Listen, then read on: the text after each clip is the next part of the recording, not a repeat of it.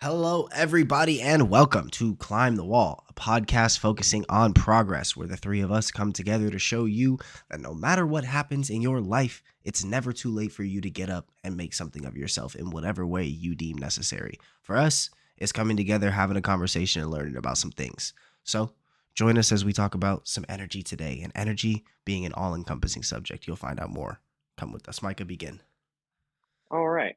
To start off with a literal definition of energy. In physics, energy is the quantitative property that is transferred to a body or to a physical system, recognizable in the performance of work and in the form of heat and light.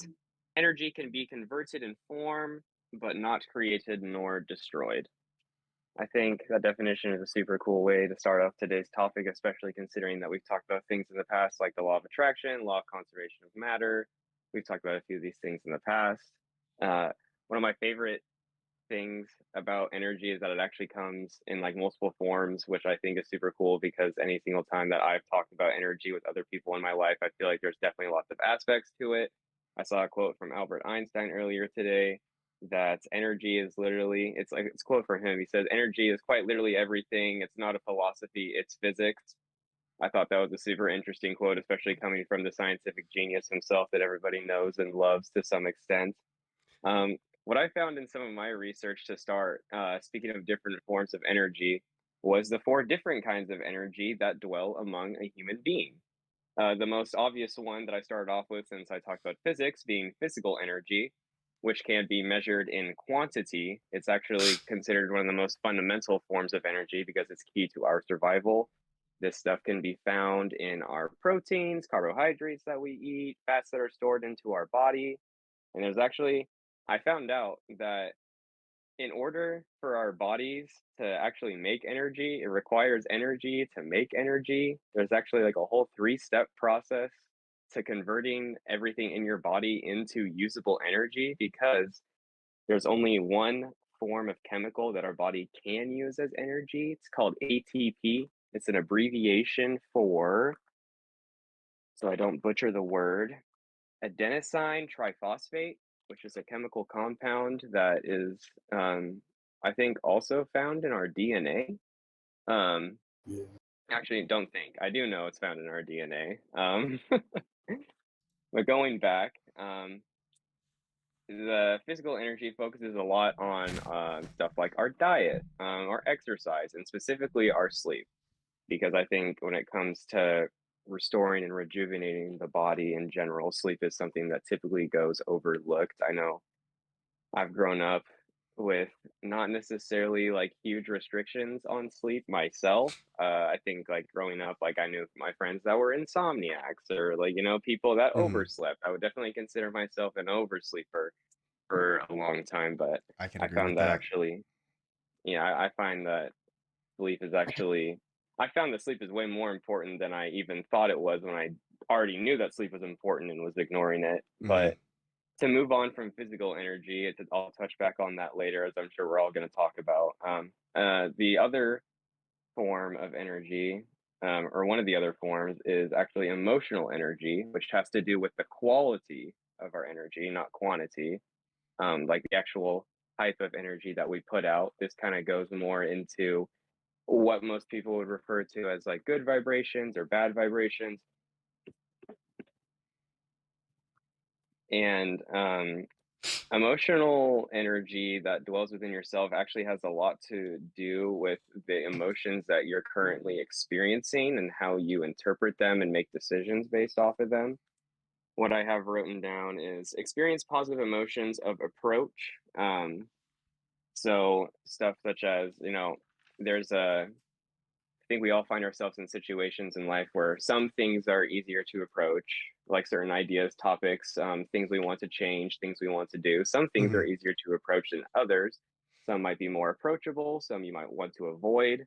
The feeling of approachability is actually considered a positive emotion. It shows that you want to challenge yourself and to put yourself under a good kind of stress to grow. Whereas avoidance usually has to deal with emotions of perception of fear, survival, or any sort of like danger or like physical, mental threat.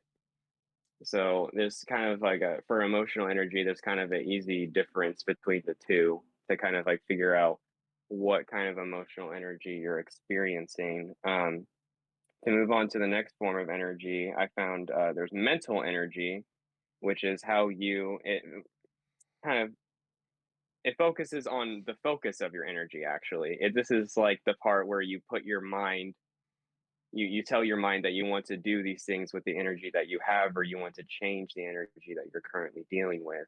Um, Focus, if this is the notes I've written down are to bring appropriate focus, realistic optimism to a situation. I feel like that kind So, of keys right back into, like you were saying, the law of attraction stuff that we talked about beforehand, bringing into the focal point of, what you actually want and desire in the world, making that the things that you're focusing on and spending your energy on, as opposed to the negatives or the bads in the world. and to go even a step farther, I think it even goes back to when we were talking about visualization, when we were talking about meditation and mindfulness the other week. I think visualization and the mental focus of your energy definitely go hand in hand. I Yeah. super 100% agree with that. Just painting like an image of beauty in your mind. Yes, we love beauty. I love beauty. I want to think about and visualize beautiful things for myself. I hope everybody would want to. I mean, why I would you mean, not want to see Yeah, beautiful I things, think I think everyone enjoys beauty. It's just they have different interpretations of it. Beauty is in the yeah, I eye would of the say beholder. that's actually okay. Actually, you said something super interesting, Isaiah. You asked why wouldn't people want to visualize good things for themselves? Yeah. Have you guys found yourselves in like depressions or like eras of your life where like you actually didn't want better for yourself at all? It's not that I'd say I didn't want better. It's more so that, like, I think in those times you don't necessarily see better, but Yeah, I think the way out of that is, again, coming back into almost like that visualization you were talking about, is trying to imagine that for yourself, like believing that there is better, whether you see it or not right now. Believing that better is on the other side, at least for myself, is one thing that like helps me keep going when I'm in those really, deep moments. Well, press. I was gonna say I don't No, know about you, but like I've definitely had times in my life where like there wasn't enough of a care that I gave that I like visualized more of like destructive future for myself, whether it's for like self like for those only personally affecting myself or others around me too. I can't really think about it now and say, but I know there's times where I definitely haven't been thinking about a more constructive future as I am now. and I feel like we fall under those types of mindsets specifically because like when we experience negative emotions, like it's the emotions of like stress, anger, fear. It's like I would say more the more like radical emotions. Like I don't like really want to put like a label on them, but I think those are like what I would consider those more like radical emotions. I think Yeah, like at in least more anger and spiteful, in I'd anger say. in anger and fear we act the quickest if we don't take a step back to understand the situation because it's our physical response. Yeah, that's what I was saying. I think it would be spiteful if nothing else. My grandma always told me to take 24 hours before making any decision, if I can tell that my emotions are clouding my judgment, just so that way you have a more clear mindset when going into making said decision. Yeah, and you rationalized it hopefully by that point. Yeah, that's what I'm saying. Take your time to cool off. I agree. Going into the last form of energy that I had written down for the four types of energies. These are also called dimensions of energy, by the way, which I think is super interesting that there's four dimensions to energy because the way that I've heard dimensions described is that so a two-dimensional universe is made out of infinite strands of one-strand universes. Mhm. So our 3D universe that we live in, or so we call 3D, is made up of an infinite amount of 2D universes. So to Yeah, say that there's four dimensions of energy, I've referred to in previous episodes energy being like also referred to as like divine power or like God, like supreme intelligence or something that we visualize as like higher, like ultimate energy. I think it's very interesting that there's four dimensions of energy because of an infinite amount of three dimensions or third dimensions make up of the fourth dimension, which would be what we consider higher than us. I just think that's a cool coinkadink. Give me 1 second. You two continue. I'm gonna step away real quick. Yeah, no, you're good. So kind of go into the next one, I have spiritual energy, which, according to the articles that I read, is considered the most significant energy to us because it kind of represents like the core of like our individuality as a whole. Yeah. I have written down that it's our spiritual energy is our connection to our values, our purpose beyond self interest. Which, going back to what we've talked about in like some other episodes about I talked about the alliance of New Thought, that whole movement, and I think our second episode is what I talked about.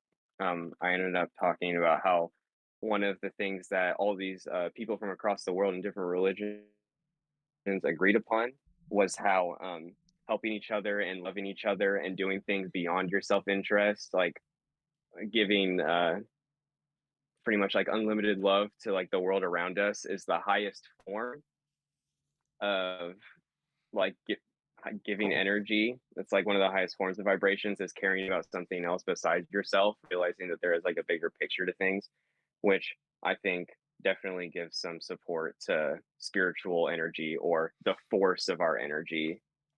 um I think that would definitely make it the most significant in my opinion, and I totally agree with all the research that I saw earlier Yeah. I that see the brought correspondence. me to this conclusion. Oh, you're good. Huh? Oh, Isaiah. I'm sorry. Oh, I was talking to you, Pi. I thought you were gonna say Oh, something. I was just saying, yeah, I see the correspondence. I see what you're saying. I know definitely lots of correspondence with the research that I did for this week's episode between all the last ones, which Yeah. makes me feel like I've actually learned something. I don't know about you guys, but I'm like all the little neural links in my brain being put together with the topics that we've been talking about. Yeah, no. Right. Yeah. I kind of Yeah. like the correlations between what you found and what I found, because you said you were diving more into like the scientific aspects of it. I Mhm. looked a lot more into almost like Eastern views of it, just basically chi, and I guess yoga also calls it prana is what it's referred to. Um, but a lot of the things you were talking about, you had mentioned how a lot of it, the energy inside of your body and the physical energy that you have, is meant for restoring the things like sleep, things like that. There was a thing that said the free flow, or like learning to control the flow of chi within your body, or chi in short, can be described as the essence of your true self, is the way that most cultures describe it. But learning to control this free flow of energy, eventually you can teach it to settle in your lower abdomen area, which is called the lower dantian, I believe is how it's pronounced, which activates your parasympathetic nervous system. And that's the place where all of your things like repairing, healing, and growing takes place. So the parallel there between what you were talking about and how it goes here seems kind of. Kawinka Dinky. Yes, yes.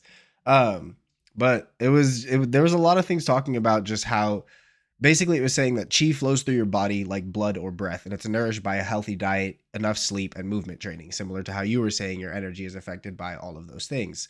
So it's basically just the same thing in a different culture, but strangely Yeah, enough, it actually mentioned that Western science doesn't support chi.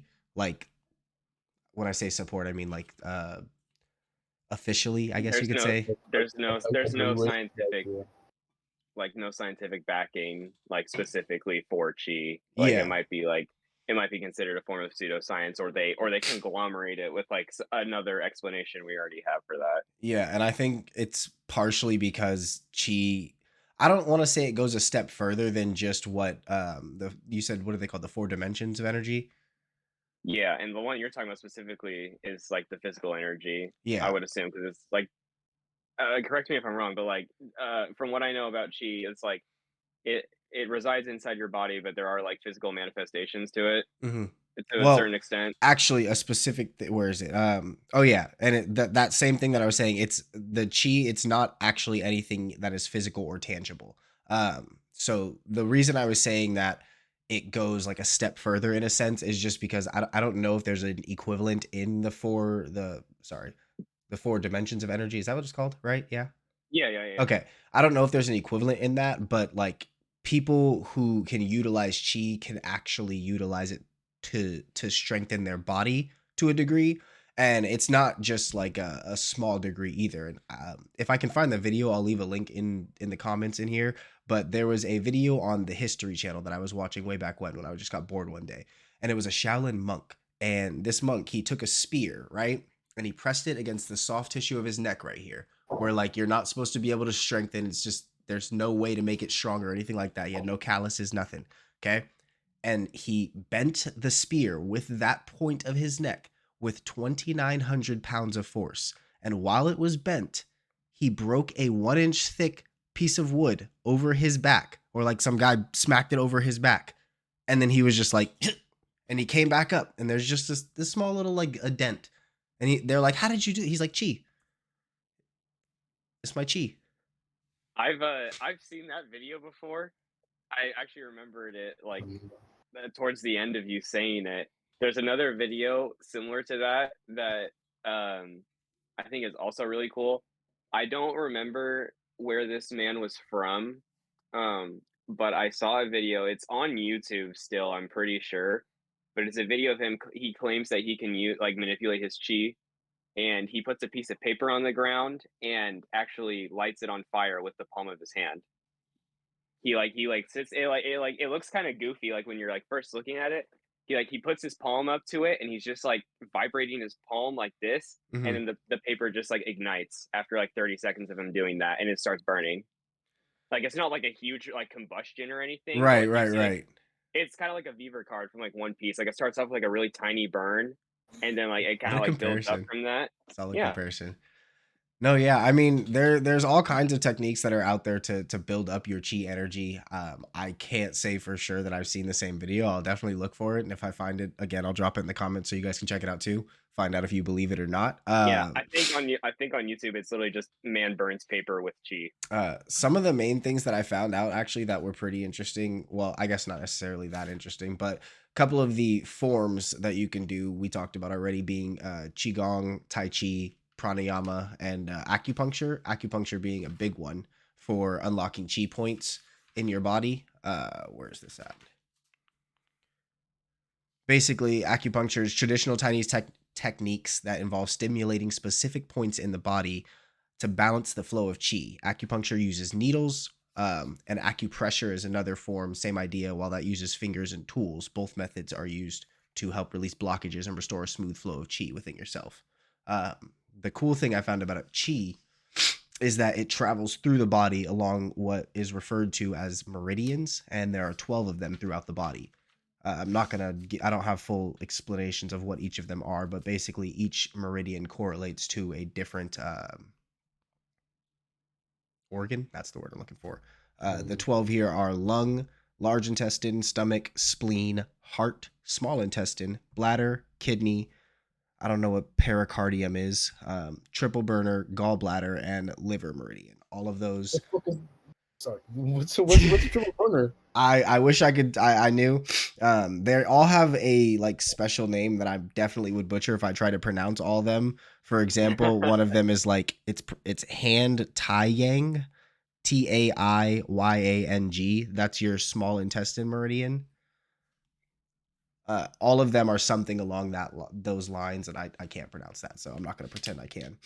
But acupuncture is, you guys have seen Naruto, so I can make this comparison with you. Picture how the Byakugan users see chakra in the body. Acupuncture basically works That's along those literally points. that is It's literally the first thing I thought of was that diagram they put in the show of like yeah, the blue electricity like yeah. going through everybody. That's pretty much exactly how it works. And acupuncture basically just works by poking through, or acupressure as well, by hitting through any points of those blockages to help open them up and release your flow. I think it's funny that actually the topics of like this is brought up in anime a lot, especially because anime obviously comes from the East, Hmm. which is where like chi and energy comes from. So we get to see it through like a lot of art forms and media and stuff like that. Hmm. Um, Another thing I just thought of was the Hunter x Hunter scene before Gon and Killua when their pores open. When like they get their pores open by the Bro, sensei as with soon the as you said glasses. Hunter x Hunter scene, I was picturing that scene. Yep. By And Wing. Yeah, that's the that guy.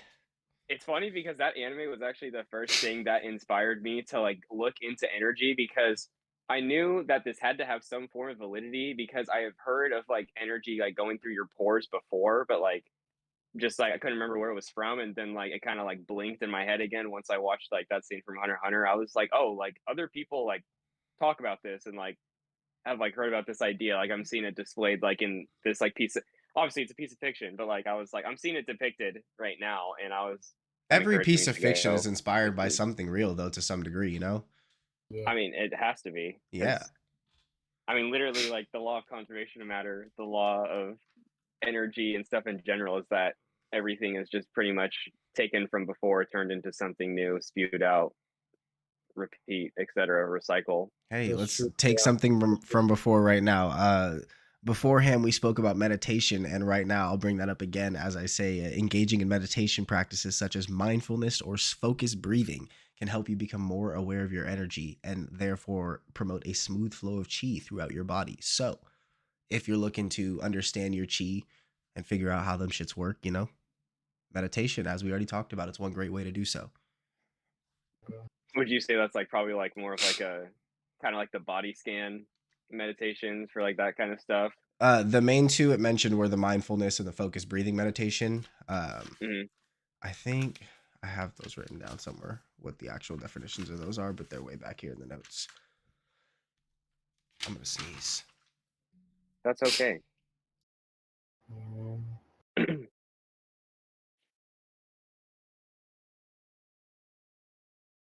Bless your soul. I think Excuse me. it's body. Go ahead. oh no, you go first, bye. I was just gonna say that body scan kind of goes with focus breathing, because focus breathe. I mean, I don't know if you're referring to like the list we were looking at last time, but it was just mindfulness, body scan, focus, visualization, walking, uh, loving kindness, spiritual, transcendental mantra, and yeah, that was it. So I think it's probably closer to body scan and Yeah, you're probably correct on that one. Oh, yeah, I was just gonna say, I just wanted to see like if your guys' experience, if you would think that it's under like would like probably be like a, if body scan would be a good way to like sense your chi yeah, in I your think body so. I because would say yeah. I think Yeah, when I first got into body scan, I tried it out for like my first time ever like last year when I was living at my last place, and literally the first thing I did with it was Isaiah, me and you, I think have had a discussion about this earlier, but like the energy in your body. Like the first thing I ever did with body scan was like recognize that I had energy and then try and manipulate it and move it around Yeah. my body. The most prominent time I would say it happens for myself is actually like right as I'm going to bed. I make sure like to try and stretch for 5-10 minutes just before getting in bed, just to make my body feel a little more relaxed. And I always the first thing I do is just lay flat on my back, completely relaxed, and I'll sit there and kind of just evaluate myself and say, how do I feel? Am I in good posture for laying down? Like, is my back straight? Is my leg straight? Am I completely relaxed? Am I sore anywhere? Just kind of going through my body, seeing how it feels. And after a while, what I start to notice is that my body actually just kind of starts to tingle in a sense, as if there's like yeah. the way I think of it. So I genuinely have conversation with it in my head, and I think of it as like a little army soldiers just kind of crawling through my body, fighting off all the bad feeling that I have inside of me. And I shit you not, I wake up feeling amazing the next morning. It's something that I don't know if it's chi working in action, but to me that's what it feels like, and so I kind of just play along with it, and it works out. Yeah. I was doing that for a while when my shoulders were partially injured after overexerting myself at work a couple of years back. That's The actually how I got wash. into the body scan thing in the first place. Is I was like, man, I can feel where it hurts, and then I could like also feel something else. And I was like, well, I wonder like if I just like meditated here and like put my energy here for like even like a few minutes, like I wonder what the results would be for me. And I definitely felt the same way that you did. I felt like there was something going on in my body that was positive. What's up? I just do you remember when I told you, I don't know if I told you guys, but like a week or two ago, I said I'm pretty sure I like dislocated my shoulder because it had just been feeling out of whack. Well, last night, I'm not even kidding you. There had been pain in my shoulder for the past 2 weeks. I was laying down and I'm like, man, my shoulder's bugging me. I really have the urge to just like roll over right now. And I was like, what if I roll over but didn't move my arm yet? And so I just did. And then all of a sudden I just hear and all of the pain was gone. Every single ounce of it was gone. I was just like, oh, cool.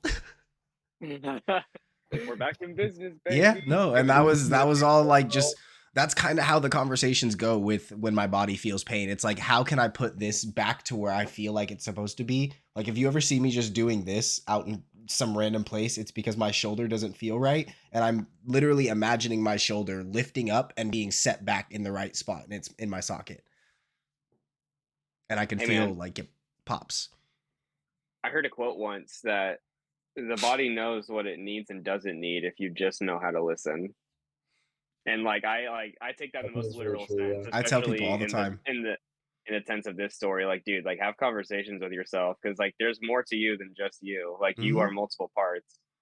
Bro, I tell people all the time that your body knows exactly what it needs. And people call me crazy when like the number one thing I tell them is like I don't go to the doctor very often unless it's something that I can't fix myself. And by that I mean bleeding, broken, something like that in the sense of I have to go to the doctor, you know? If I don't need to go to the doctor, 9 times out of the 10 my body will just say, "Hey, you feel this way, do XYZ thing and you'll be good in a couple days." And for me I that's feel like, "All like right, cool."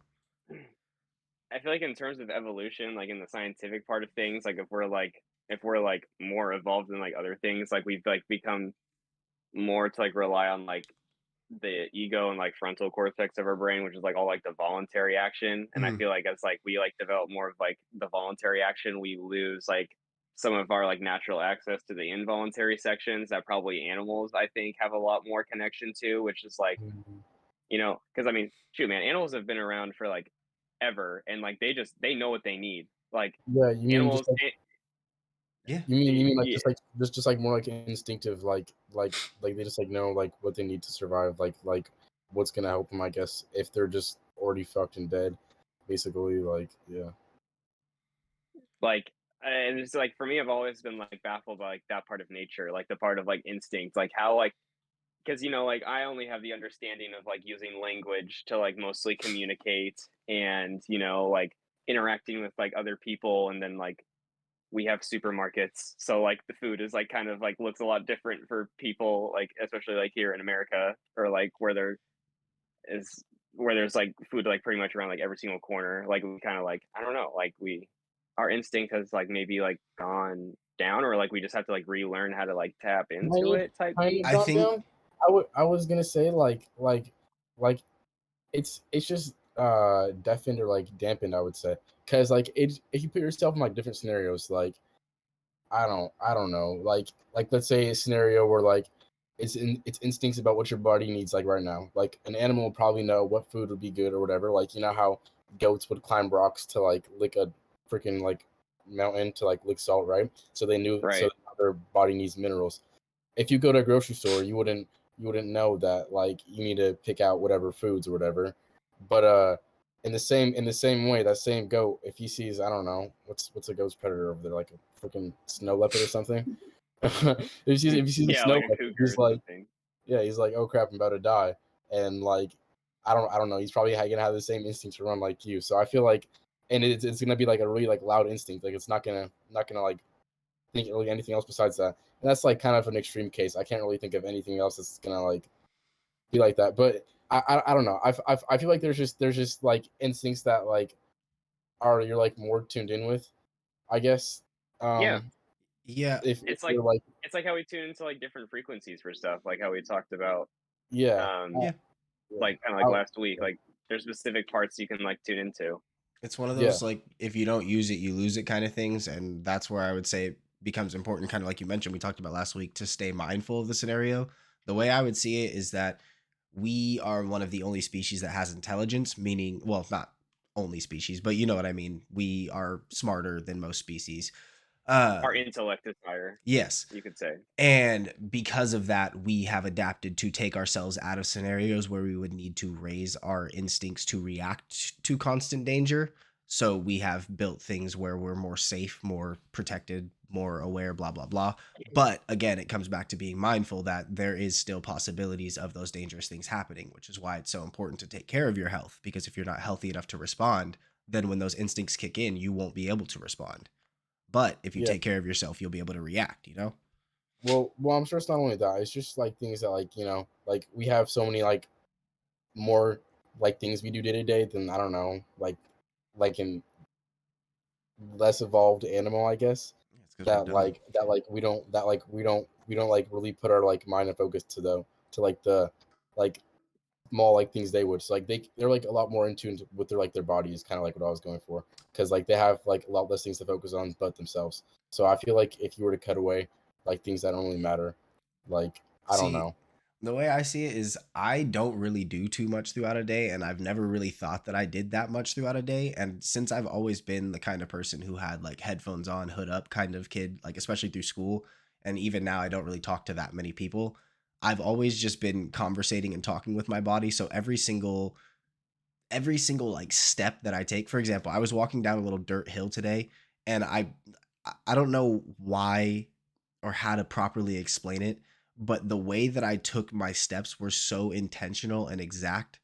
And it's kind of just always like that. Like every single thing that I do is intentional and exact in my mind. I mean to make the movements that I make because I constantly try to maintain an awareness of where I am, of what my body's doing, and that kind of stuff. You know what I mean? And I think Yeah, Yeah. that lends into, I guess, that instinctual feeling you're talking about is if you're talking to your body all the time, you're going to know what your body wants and your body needs. yeah, right.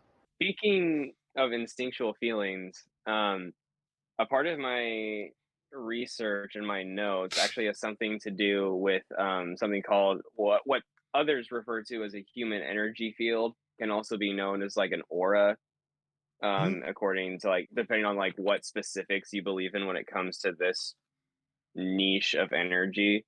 Um, the definition I have for human energy field is the energy that comprises a person, extends beyond the physical body, and is in a continuous mutual process with the environmental energy field. Basically, the energy that surrounds us entirely, directly, Right. far away, etc. Um, funny thing though, when it comes to the actual term human energy field, it was tried to. There's been instances in the past where scientific organizations have like tried to study it but could not find any proper ways to measure it at the time, so it hasn't really been like considered too much, from what I found in like the huge science field.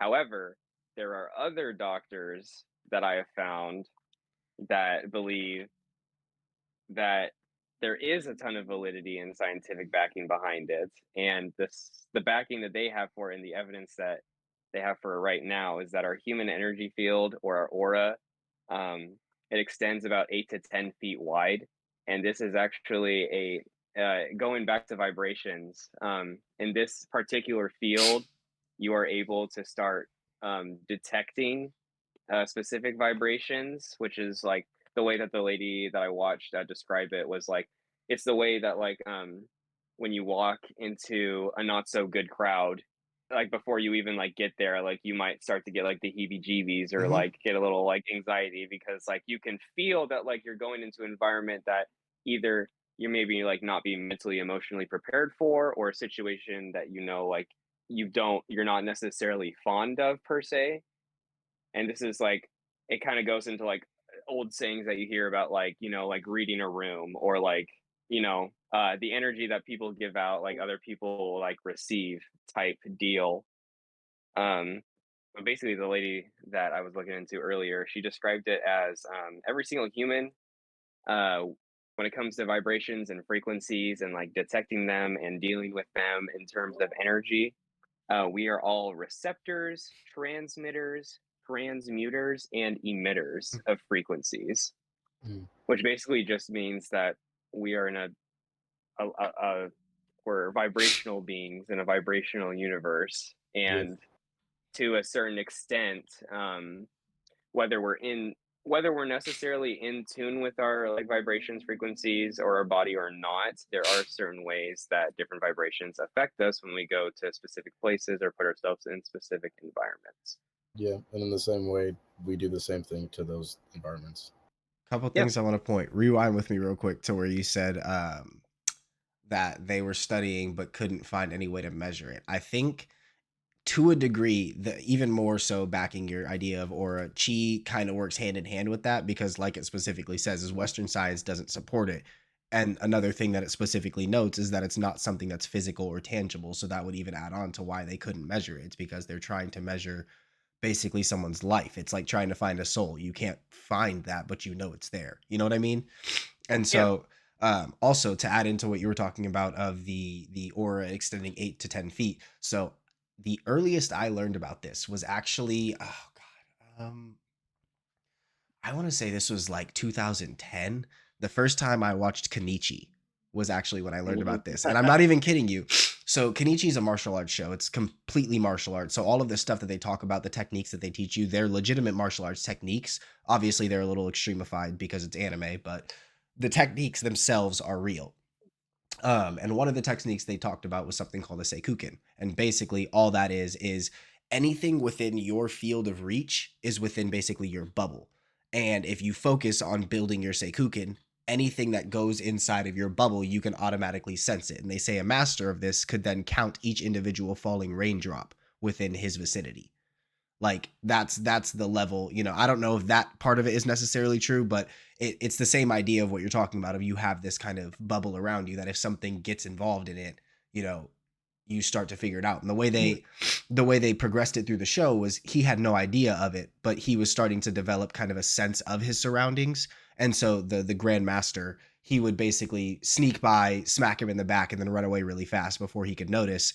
And he wouldn't like necessarily catch what was happening, but he'd just know that something was off. Just kind of like you were talking about. You walk into a strange crowd, you don't really know what's up yet, but you know something's off.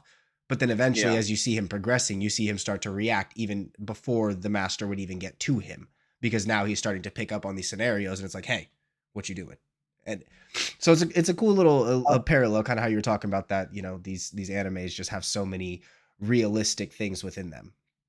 I was gonna say you can actually kind of like, at least me personally, I've like noticed this with actually like animals. So I don't get to do this that often because I don't like really like, I don't know, go out to the woods that often, and I don't really get to catch animals off guard. But like, if you like just like look at the animal when it like doesn't see you, just like kind of watch it. For me at least, I've like noticed it would at least like turn its head or some shit. Mm-hmm. Like they You almost if you always if like you make if you make it like known that you see this animal, they can sense that they're being watched. It's like, like put like all your attention on it or something like that. especially like rabbits, if you can watch their eyes, they're always gonna see you, bro. We have rabbits Yeah. all over the place around here, and it's like anytime I see a rabbit in the distance, I'll like, even if I slowly crouch down and look over, the rabbit's just like, I'm just like, all right, bro, cool. Yeah. I would I've, honestly I've make a lot of. Oh no, Oh, what's up, go Pi? ahead. Okay. I mean, I was gonna say I've been like in like my car, and like I was just like sitting there smoking, and like I noticed like a crow or some shit, and then I'll just like do that to it, and I'll just like notice like it'll just like turn its head, and for me that's just like astonishing, I guess, because like I'm not making any more noise than I'm making before. Like sometimes we play music, I guess, and there's an off chance that like the music just does something, but like sometimes I'm just sitting there in silence or whatever, and like I don't know, like yeah, the fact that it's just silence and it still does it. But what were we saying, Mikey? I was gonna say, going back to what we said earlier about how like animals compared to us probably have a lot less to focus on because we have so many things that humans have made up for ourselves to care about. Mm-hmm. It's Yeah, probably it probably makes a lot more sense why animals have that like that natural instinct so much more well honed because it's so much more critical to their own survival is to have that basic awareness of what's going on around them. And I wonder if almost for animals it kind of like it grows with them as they physically grow because they're constantly in an environment where they need it. If like that makes any sense no, of yeah, what yeah, I'm trying to say. yeah, yeah.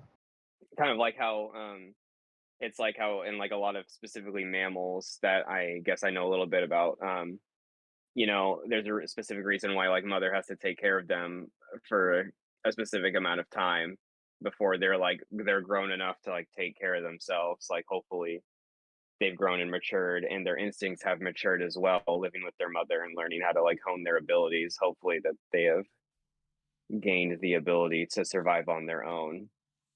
We're talking about birds. Just animals and No, like the no, whole yeah, just process animals. of I just assumed it was I was, birds I was, because I I was was hoping you were also talking thinking about about like how birds mother though. birds just push their baby birds out of the nest when they need to learn how to fly. I mean that too, that's Because like brutal. I mean, it's instinct. They're like, hey, this is how you're gonna learn how to do it. It's built within you. If you overthink it, you're not gonna figure it out. If you just do it, you'll figure it out. No, I think that's a yeah. beautiful lesson for the world. It's like the more you think about something, actually, even starting this podcast, one of my friends told me, you can think about how to do it all you want, but until you actually do it, you're never going to understand. Yeah. And so it's like it's works across the board, you know. Animals think the same thing. Mama bird's like, "Hey, you can sit here and think in the nest all you want, but I'm gonna just kick you out and you'll figure it out. If you don't, What I was talking to Pi about more before you came back though was like how like the parents of animals are like so important to their survival like in their early upbringing because they're literally undeveloped, like they have to watch and learn and Mhm. also like physically mature to a specific point before their natural instincts have gotten to the ability. It's why like baby animals are typically easy prey for predators because Mhm. they literally just not only are they physically weaker, but they're probably going to be easier to catch off guard because they literally don't have that sense developed Bro, yet. a baby giraffe's only defense is when it gets scared, it flops. That's yeah. Or I don't sorry, a know. baby deer, not a baby giraffe. I'm so sorry. I was like, I A was like, baby dude, deer. Baby I was deers, like, they dude, why is literally that just having a go field boop, day? Mm, and that's what they do. They're like, I'm scared. Good night. so, Play dead. But they're adorable, so I hope nothing hurts the baby deers. Save the baby deers. Yeah, save the baby deers. We love Bambi. Oh man. Do you guys got anything else that you wanted to touch on? Sure. Oh, um, there is one thing that I wanted to touch on. Yeah. Specifically because like throughout the past few episodes, we've talked about how like there's good energy, there's bad energy. You can attract good things to you. You can repel bad things, but you can also attract bad things, like depending on like how you're feeling. It's the same way how you can like repel good things as well. Um, Going more into like the science of energy, I wanted to do a little bit of research into antimatter because I've heard interesting things about antimatter and how I think like the science of it kind of ties into like our philosophy of energy. So basically antimatter, it's not like negative matter or anything. Literally antimatter is just you take the structure of an atom. So you have like the protons that have like the positive energy, and then you have like the electrons with the negative energy, right?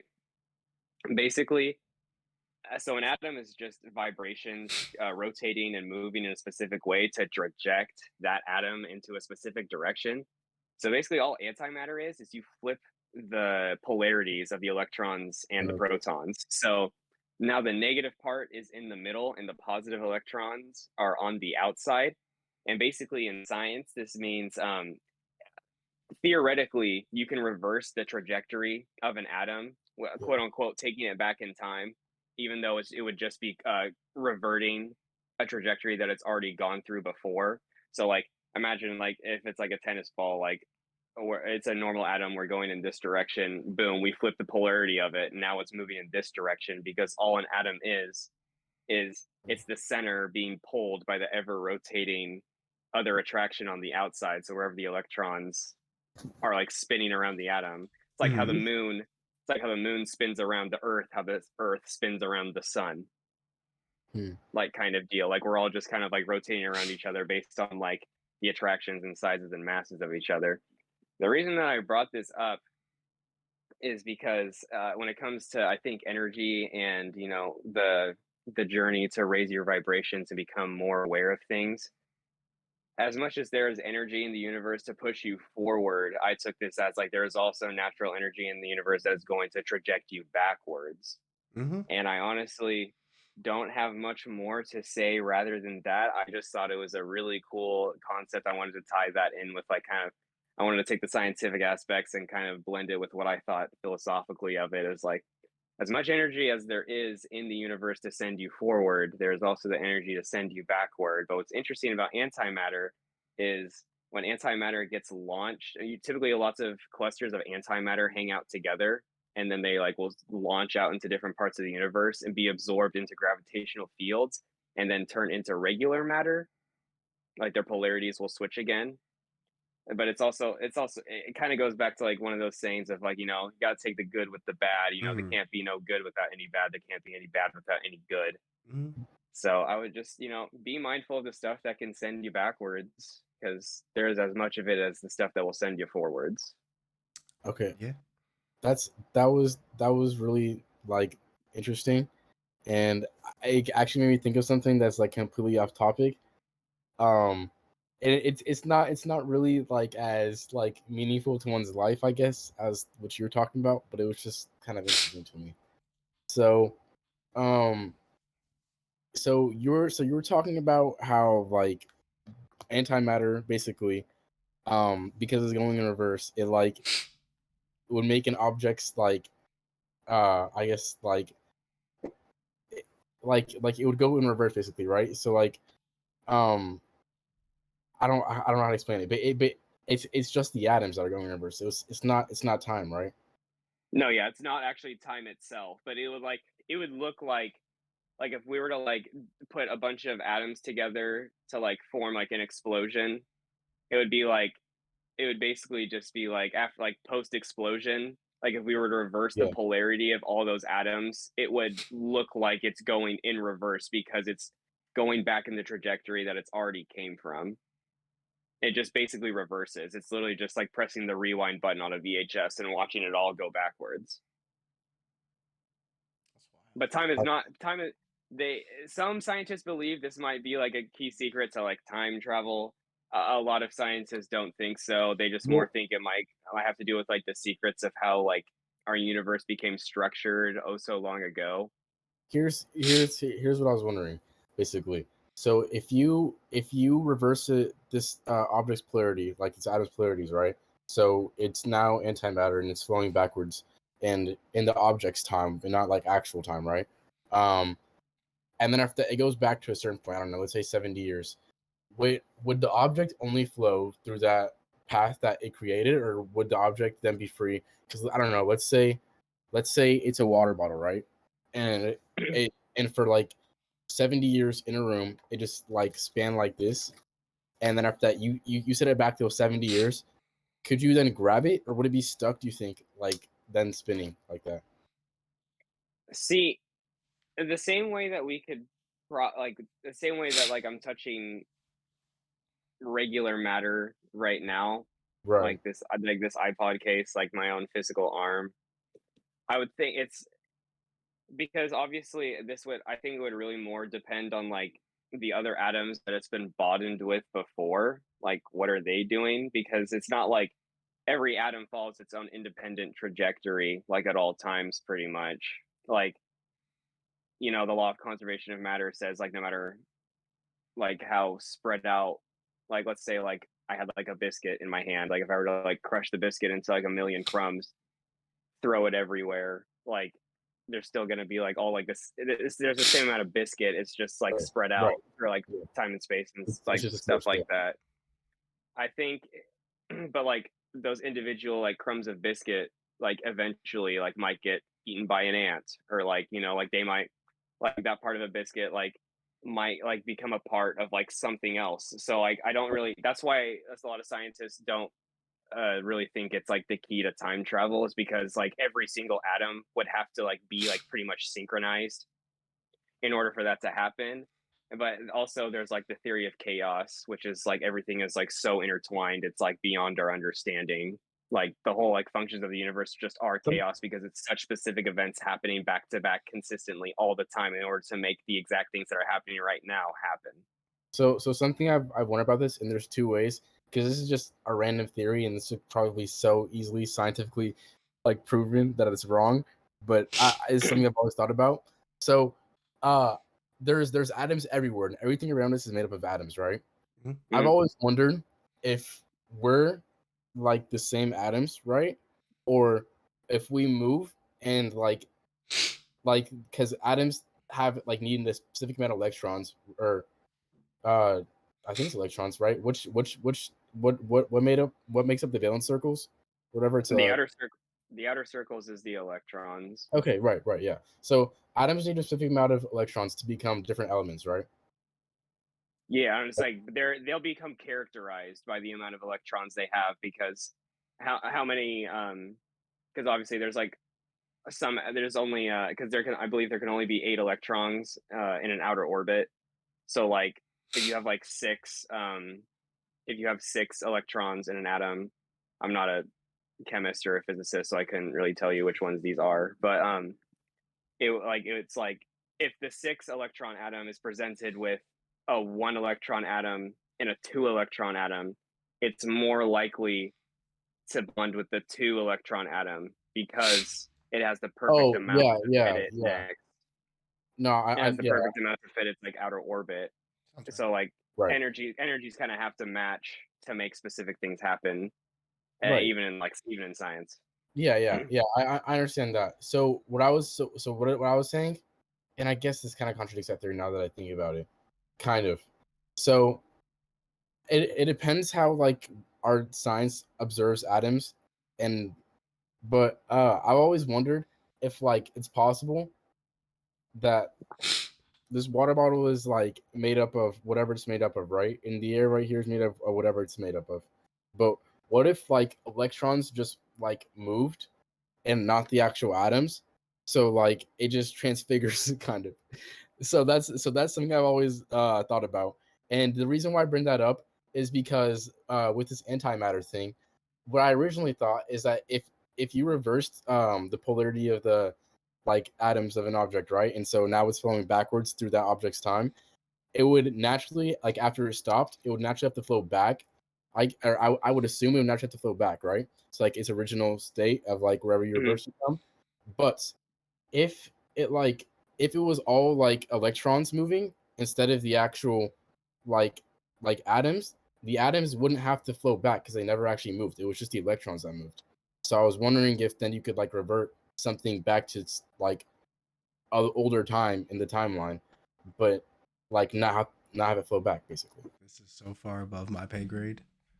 That's so that's actually kind of crazy to think about. I've heard. I think I couldn't. I'd have to go back and look them up and like see what they specifically talk about. But I've heard about concepts of like there are specific like parts to like this actual like structure like in atoms. Like there may be like specific parts that don't move like as much as we think, or like everything's kind of like slingshotting off of each other's like gravitational force and energy, Yeah. and Yeah. it's just kind of like oh, what's the it's like kind of like tetherball. Have you guys ever played tetherball before? Mm-hmm. Yeah. Yeah. Yeah. It's like the ball that like you hit around the pole and like you try to wrap it all the Yeah. way around. So like imagine if like every single atom like bird's eye Oh, like view. Imagine if like every wait, atom wait, was like wait. a tether pole, but like And the, when and you the whole intertwined universe? with a different ball, like you went to like a different pole. Like if there's 2 poles right here and like the balls on the poles like swing and like hit right here, like depending on like the energy, like which has like a higher Oh, attraction force oh, than okay. others, I see. I see. like a ball could like break off of its pole and then join the other one and swing with like the other pole, and like Right. just like an Right. infinite amount of tetherball poles all swinging and intertwining and creating the great system that is the functions of everything. Yeah, that's something I guess the way I explained it was a little bit I think it kind of works like that too, as in those atoms are still moving around, but the electrons are like are just like staying stasis until like moved by other objects or done like whatever, you know. And so yeah, I don't know. So they're like doing their own thing while electrons are like yeah, Everything affects everything. Always. Good, right. bad, in between, everything affects everything. Energy is universal. Energy is universal. Yeah, I speaking think about that too. that's a good note to probably wrap it up on. We've been going for quite Yeah. some time now. How long? Um, How long? it's been 54 minutes now. Oh my god, again. Oh, Yeah. dude, I thought we were doing a short episode again. Same. Nah, it doesn't happen like that. But we appreciate anybody who took the time to stop in and listen. Hope you guys enjoyed hearing us talk about energy, about atoms, and all the scientific things that we're not actually qualified to talk about, but we do enjoy learning about. So we hope that Right. you enjoy the journey with us. As always, guys, life can get better as long as you want to make it better. So never stop climbing the wall. That's all. Wall Hope you climb, learned something climb today. wall. Wall climb? Are we? Is this what is this? Wall climb, climb wall. Wall climb, Climb climb wall. wall. Climb wall. Is this what's the word? Is this our Well, it's how you can I climb the start wall. doing this as a dance if I go to parties? One hand I'm doing the next wall to the other, climber. yeah. Doing the wall climber. I want to see everybody doing the wall climber. That's what we need out here. Wall climber. Yeah. It looks corny, but it's fun. All right, all right. Anyways, we love you guys. Have an amazing day and night and whenever you see this. Peace out. Peace. I'm so stupid. I just hung up the call, guys. I'm leaving this in the chat. Hold on. So I decided to leave it in the recording, but I definitely just left the call instead of ending the so peace out, everybody.